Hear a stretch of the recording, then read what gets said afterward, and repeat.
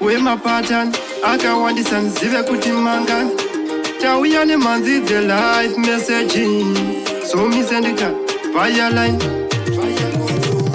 nyanzofunga bhopa kusarura maway kune takeaway underway nebetter way pakuda pangeri nzira dzinoenda mberi dzakawanda dzacho dzikuguma pamwe chete mari mulife mangu ndinokumbira uchenji satandika mukunda anodzoka nerevenge ndakambozama kumuendera kuchechi asi anongoramba achindipikira bheji kwese kusvika nawo kana kuti late asi ndikanonoka ndowana ravhara gate ndinogutsikana kuti handinawo keshi asi handingazomire pasina chitechi ndiri kuda jagwa ndipinde muroti padheni pane likwa ndorova matoti kufamba kwevakapfuma itotitoti ndombobikawo dhanzi mondipa mugoti mari haina zera haina age asi ukaiwana inokuchinja stage zvinorwadza kuona mesi ari pabhenji vacho vari mugemu vachiri kuta geji ndiri kuda kapisa lenadhishakata asi varipo vari kutondikanda hakata tambo dzavanondisunga dzinoda anokata nekuti ndikavabvunza panozoshata mwari mulife mangu ndinokumbira uchenji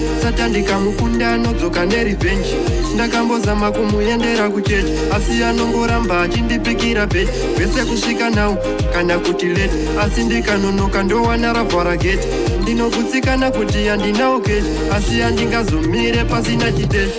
muyedzo yacho inondiwira inouya pandinonwira handikwanise kuikunda